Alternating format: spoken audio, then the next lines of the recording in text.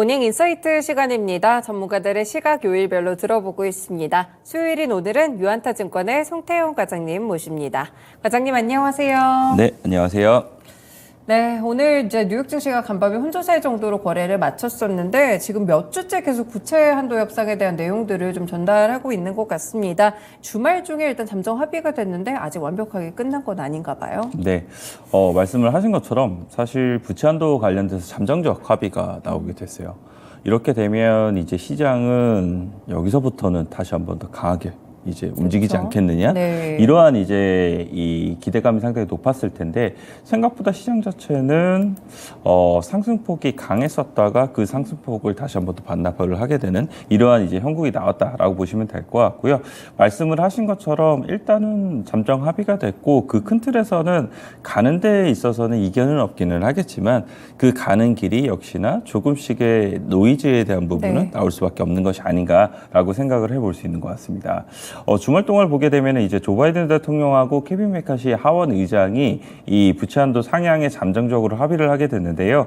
2024년도 지출 예산 관련돼서는 사실상 동결을 하게 됐고요. 국방 및 군인 예산을 증액을 하게 되고 2025년도에 이 비국방비 지출의 1%를 증액하는 걸로 제안을 하게 됐었는데 이것이 이제 이 통과가 되기 위해서는 하원에서 이제 전체 회의에 이제 표결이 들어가야 되는 부분이 있게 되는데 네. 그 이전에 이 하원 운영위원회에서 이 법안의 논의에 관련돼서 정말 이 법안이 문제가 없는지를 이제 이 토론을 하게 되는 그리고 찬성 표결에 들어가게 되는 이런 부분이 필요하게 됩니다.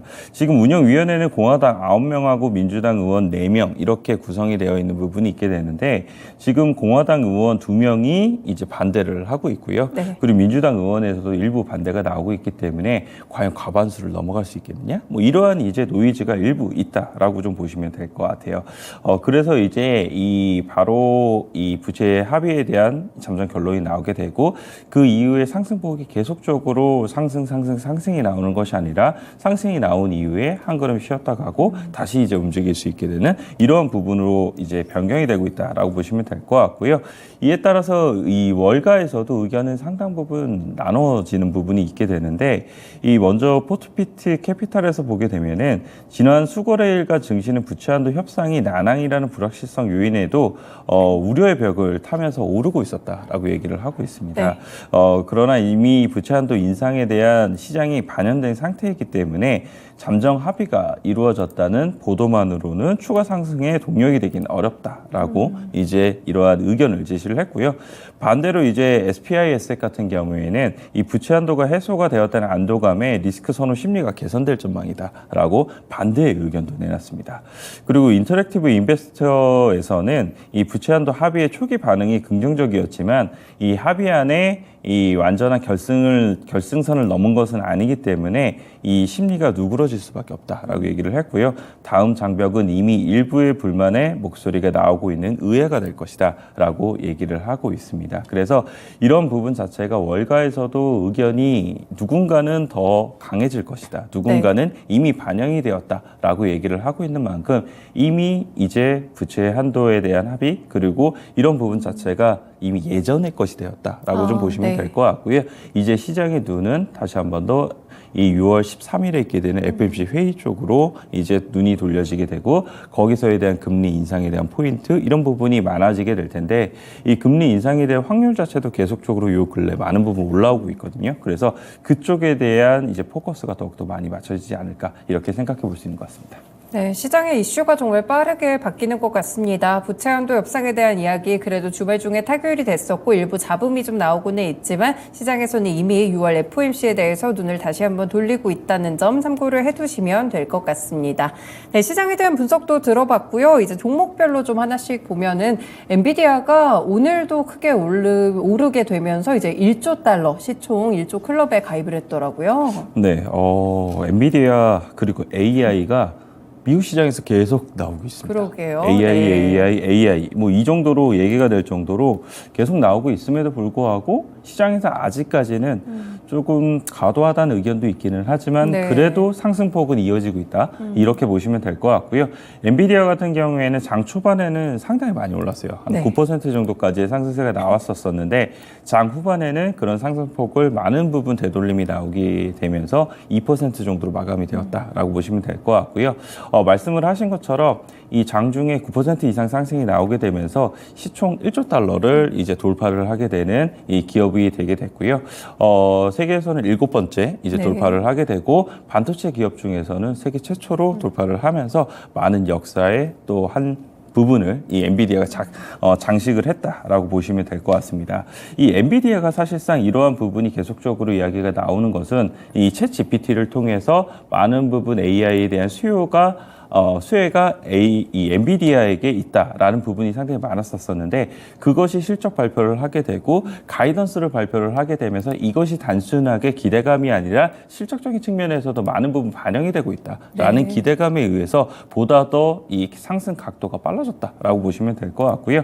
이 번스테인 같은 경우에는 이 엔비디아의 실적과 그리고 가이던스에 대한 부분을 보게 되면서 평가를 이렇게 했었는데 지난 15년 동안 이 엔비디아가 제시한 것과 같은 강력한 가이던스는 목격한 적이 없다라고 이제 발표를 하게 되면서 목표 주가가 원래 300불이었었거든요. 이거를 475불까지도 네. 올리게 되는 그리고 지금 현재가 대략 한 400불 초반에서 끝났거든요. 맞아요. 네. 그런데 아직도 20%에 가까운 상승 여력이 있다는 이러한 이제 목표 주가를 제시를 했다라고 보시면 될 것 같고요. 이 엔비디아는 역시나 이러한 이제 이 많은 주목도가 높았을 때 이 새로운 AI 슈퍼컴퓨터도 함께 발표를 하게 되면서 더욱더 주목도를 높였다라고 보시면 될 것 같은데 이 새로운 AI 슈퍼컴퓨터인 DGX GH200하고요. 이 비디오 게임 개발 생성 AI를 적용한 엔비디아 에이스라는 플랫폼을 출시를 하게 되면서 우리가 AI 관련돼서는 확실한 수혜를 더욱더 앞으로도 볼 것이다라는 부분을 시장에 확고하게 새겨줬다라고 보시면 될 것 같고요. 그 외에도 보게 되면 우리가 우월적 지위를 통해서 얼마만큼이나 이 후발 업체들과의 간극을 더욱더 벌려나갈 것인가 이러한 부분을 사실상 신제품을 출시를 하게 되면서 보여줬다라고 생각을 해볼 수 있는 것 같습니다. 그래서 이런 부분 자체가 얼마만큼이나 엔비디아를 더욱더 돋보이게 해줄지를 좀 지켜봐야 될 것 같고요.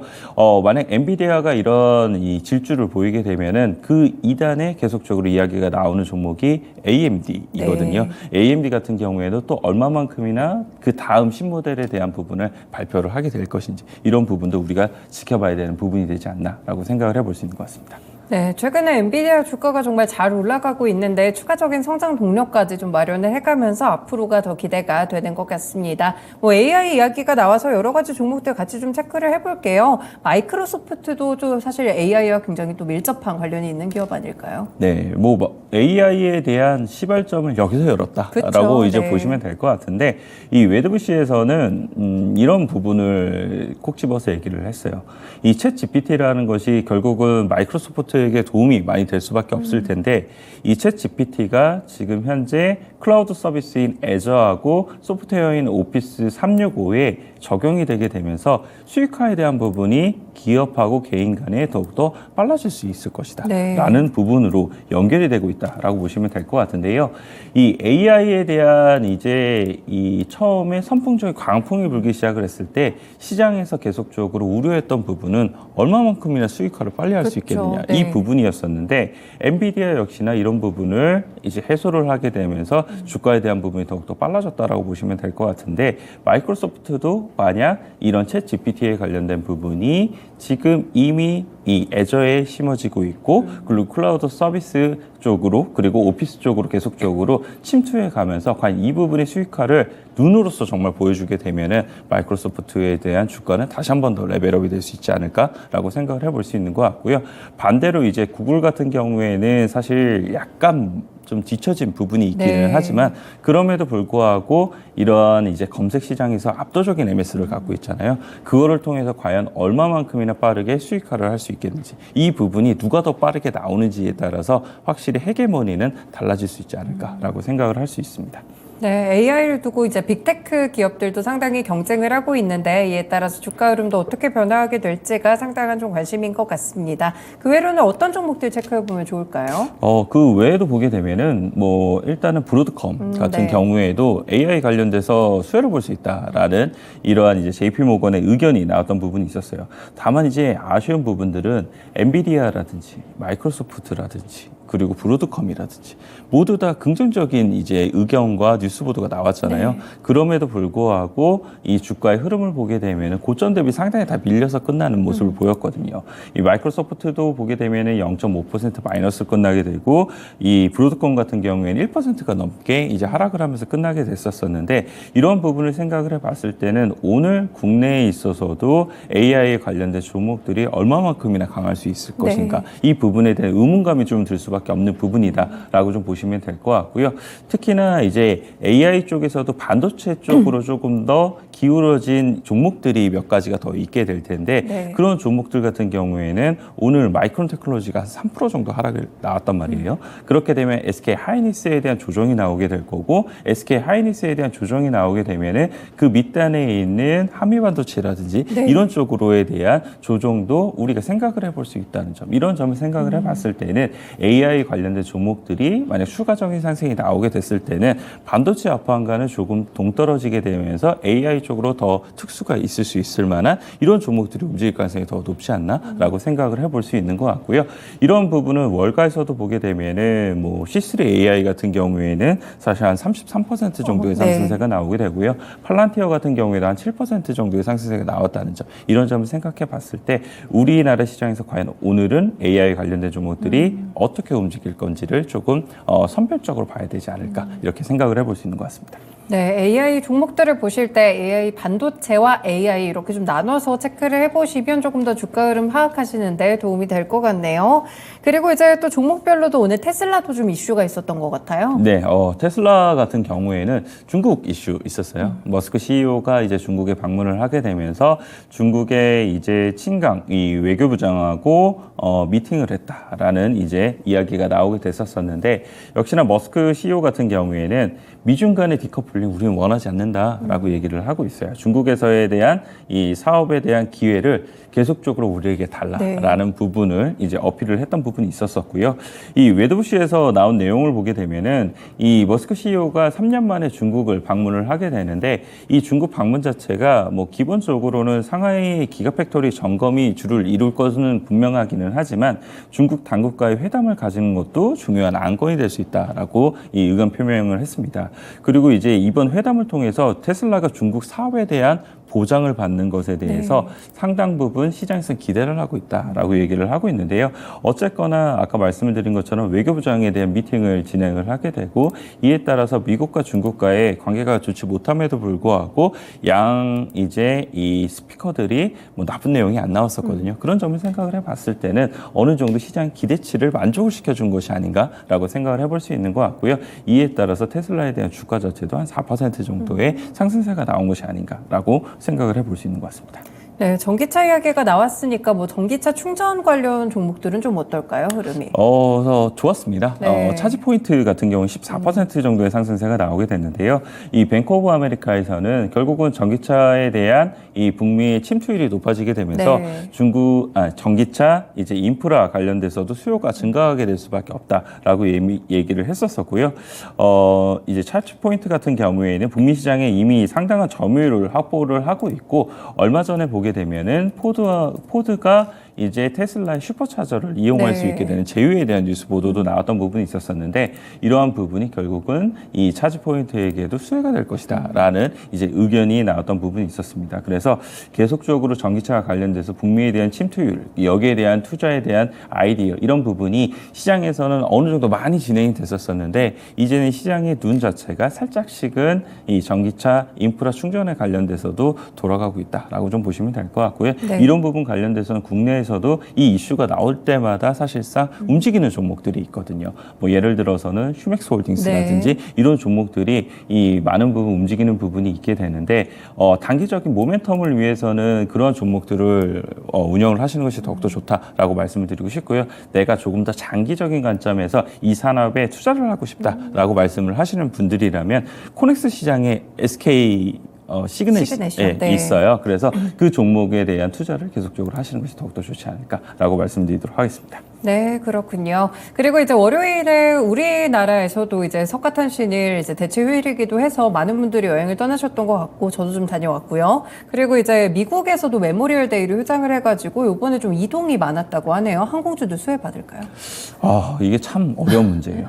이 미국에서에 대한 이 통계만 보게 되면은 19년도 연휴 때보다도 30만 명이 더욱더 많은 부분 이제 이용을 했다라는 뉴스 보도가 나오게 되면서 관련된 이제 델타 에어라인이라든지 유나이티드 항공, 아메리칸 에어라인이 한 1% 정도의 상승세가 나오게 됐는데 우리나라에 대한 항공에 대한 종목들을 생각을 해봤을 때는 과연 그럴 수 있을까? 라는 생각을 하게 됩니다. 네. 뭐 대한항공이나 아시아나항공 정도는 그래도 화물에 대한 워낙 실적에 대한 다운 부분이 있기 때문에 이해를 할 수 있는 부분이 있기는 하지만 LCC 관련된 종목들 같은 경우에는 실적이 1분기 때 어닝 서프라이즈를 나왔음에도 불구하고 주가는 반대로 계속적으로 하락을 하고 있거든요. 그런 부분을 곰곰이 생각을 해봤을 때는 우리가 중국에 대한 리오프닝에 대한 기대감 그리고 단체 관광에 대한 부분이 조속히 풀릴 것이다. 이런 기대감이 더욱더 많았었는데 그러한 부분이 차일피일 미뤄지게 되면서 실망감으로서 나오는 부분이 생긴 것이 아닌가라는 부분을 첫 번째로 생각을 해볼 수 있는 것 같고요. 두 번째 같은 경우에는 부채에 대한 비율 자체가 워낙 많은 부분 올라가게 되고 그리고 LCC 업계 중에서는 플라이 강원이라든지 이런 쪽 같은 경우에는 이제 구조조정에 대한 부분을 다시 한 번 더 들어가게 되거든요. 그래서 이러한 부분이 그 여타의 업계에 대해도 미칠 가능성, 영향성은 어떻게 될 것인가 이런 부분에 대해서도 약간의 투자 심리가 훼손된 부분이지 않나라고 생각을 해볼 수 있는 것 같습니다. 하지만 그럼에도 불구하고 실적적인 측면이라든지 그리고 LCC 업계가 바라보고 있는 2분기 실적에 대한 이러한 투자 실적 컨센서스라든지 이런 부분을 생각을 해봤을 때는 충분히 실적적인 매력도는 높다라고 생각을 해볼 수 있는 것 같고요. 매력적인 측면에서 보게 됐을 때는 TA연금 같은 경우에는 퍼가 4, 500밖에 안 되거든요. 그런 점까지 생각을 해봤을 때는 충분히 들어갈 매력도가 있기는 하지만 급할 건 없다라고 저는 생각을 하고 있습니다. 네, 항공주에 대한 의견까지 함께 체크를 해봤습니다. 그럼 오늘 국내 시장 출발도 좀 어떻게 보시는지 궁금하고요. 관련 종목이나 뭐 특징 종목 있으면 한 가지 꼽아주세요. 일단은 야간 선물이 0.03% 이제 하락을 했는데 뭐 이래저래 하게 되면은 조금 더 하락을 해서 시작을 할 것 같아요. 하지만 뭐 그렇다고 해서 시장의 방향성 자체를 돌리거나 뭐 그런 부분은 아니다라고 말씀을 좀 드리고 싶고요. 아까 말씀드린 것처럼 오늘 반도체 지금까지 상당 부분 강하게 끌고 왔었었는데 그 반도체가 오늘도 추가적인 상승이 나올지를 첫 번째로 지켜봐야 된다라고 말씀을 드리고 싶고요. 두 번째는 2차 전지 관련된 종목들이 어제 낙폭을 크게 기록을 하다가 그 낙폭을 종가 부근에는 다 이제 반등으로 마감을 시켜놨었거든요. 그런 부분 속에서 만약 반도체가 쉬어가는 흐름이 나오게 되면 다시 한 번 더 2차 전지 쪽으로에 대한 수급 이동이 일어나게 되면서 랠리가 나올 것인가 이 부분도 한번 지켜보자라고 말씀을 드리고 싶고요. 관련돼서 종목으로 코스모 신소재 가지고 왔어요. 이 양극재 업체 중에서 다른 업체들과 대비했을 때 확실히 주가에 대한 흐름 자체가 좀 다르기는 합니다. 뭐 에코프로라든지 LNF라든지 포스코피추엠이라든지 이런 기업들 같은 경우에는 고점 대비 상당 부분 이제 주가가 내려온 부분이 있게 되는데 코스모 신소재는 비교적 고가권의 밴드권역에서 계속적으로 움직이고 있다라고 좀 보시면 될 것 같고요. 이에 따라서 만약 이제 2차 전지 쪽에 대한 수급이 다시 한번 들어오게 됐을 때 코스모 신소재를 필두로 다시 들어올 수 있지 않을까라는 이런 기대감이 상당히 높다라고 말씀드리고 싶고요. 어제 같은 경우에도 마이너스 6%를 기록을 하다가 장 마감 때는 보합권 마무리가 됐거든요. 그래서 그만큼에 대한 탄력성을 기대해 볼 수 있다라고 보시면 될 것 같고 양극재 업체 중에서는 사실 후발 업체이기 때문에 그러한 부분이 결국은 이 성장성에 대한 부분을 가장 많이 더욱더 올라갈 수 있는 업체가 될 수 있다라고 생각을 생각을 해볼 수 있는 것 같습니다. 그래서 성장성에 대한 포인트가 살아있는 기업이 양극재에서는 그래도 코스모 신소재 계속적으로 될 수 있지 않을까라고 기대를 해보면서 오늘 좀 지켜보셨으면 좋을 것 같습니다. 네, 반도체에서 2차 전지로 수급이 이동하는지 살펴보시면서 코스모 신소재 이 종목도 체크해 두시면 좋을 것 같습니다. 말씀 고맙습니다. 네, 감사합니다. 네, 이렇게 모닝 인사이트 시간에서 유한타증권의 송태영 과장의 의견을 함께 들어봤습니다.